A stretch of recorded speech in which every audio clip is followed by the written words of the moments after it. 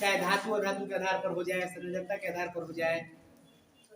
उसके बाद डोबरेनर का त्रियक नियम आया, उसके बाद न्यूलैंड का अष्टक नियम आया। ये छोटे छोटे थे, ठीक है। सबसे अगर वर्गीकरण का सबसे अच्छा प्रयास, सबसे विश्वसनीय प्रयास, जिसमें गलतियां बहुत कम थी, अगर वो प्रयास देखा जाए तो वो प्रयास किसके द्वारा किया गया था? 1869 ईस्वी में एक रूस का वैज्ञानिक था, उसका नाम था दिमित्री इवानोविच मेंडलीव।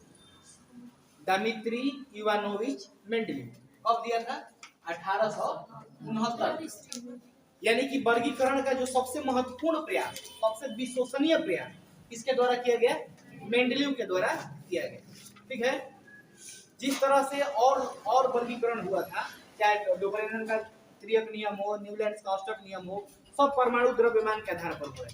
तो ये भी परमाणु द्रव्यमान के आधार पर ही हुआ, लेकिन इन्होंने अपने आवर्त सारणी में आवर्त और वर्ग दोनों का प्रयास मिला जुला प्रयास किया और एक बृहद आवर्त सारणी बनाई।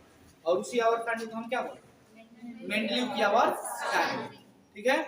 तो मेंडलीव ने अपनी आवर्त सारणी बनाते समय एक नियम दिया और उस नियम के आधार पर ही उसने अपनी आवर्त सारणी को सजाया। मेंडलीव ने 1869 ईस्वी में जो आवर्त सारणी उसकी प्रकाशित हुई, तो उसमें उसका 20 वर्षों का क्या था? मेहनत। 20 वर्ष लगे थे मेंडलीव को अपनी आवर्त सारणी बनाने के लिए। इस आवर्त सारणी में क्या करता था कि उस समय 63 एलिमेंट थे, 63 गो तत्व थे उसके पास।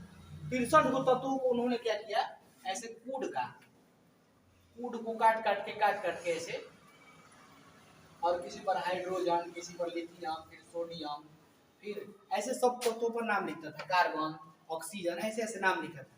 और नाम लिखकर उसकी एक दूसरे से अभिक्रिया कराता था। अभिक्रिया कराने के बाद उसके जो निष्कर्ष निकलता था, उन निष्कर्षों के आधार पर इन्होंने सबको क्या किया? एक दूसरे अरेंज किया, एक दूसरे को लगाया, और लगाने में उसको कितना समय लगा? 20 वर्ष। इस 20 वर्ष की मेहनत के बाद उसने एक आवर्त सारणी तैयार किया, और उसी आवर्त सारणी को हम लोग क्या बोलते हैं? मेंडलीव की आवर्त सारणी, जो कि 1869 ईस्वी में बनकर तैयार हुई, ठीक है ना। तो ये जो आवर्त सारणी थी, तो आवर्त सारणी बनाने से पहले मान लो कि कोई भी हमको चार्ट बनाना है या नक्शा बनाना है, तो मेरे पास कोई नियम होना चाहिए ना, कि इसी नियम के आधार पर हम उसको तैयार कर रहे हैं। तो इन्होंने जो नियम दिया, उस नियम को हम लोग बोलते हैं मेंडलीव का आवर्त नियम। क्या कहते हैं? मेंडलीव का आवर्त नियम। इसमें कहा कि किसी भी तत्वों का, कोई भी तत्व हो, उसका भौतिक गुण या रासायनिक गुण, उसके परमाणु द्रव्यमान के आवर्ती फलन होते हैं। क्या कहा? कि तत्वों का भौतिक और रासायनिक गुण उसके परमाणु द्रव्यमान के आवर्ती फलन होते हैं। इसका मतलब कि अगर तत्वों को बढ़ते हुए परमाणु द्रव्यमान के आधार पर हम सजाते हैं, तो एक निश्चित क्रम के बाद समान गुण वाले तत्व मिलेंगे।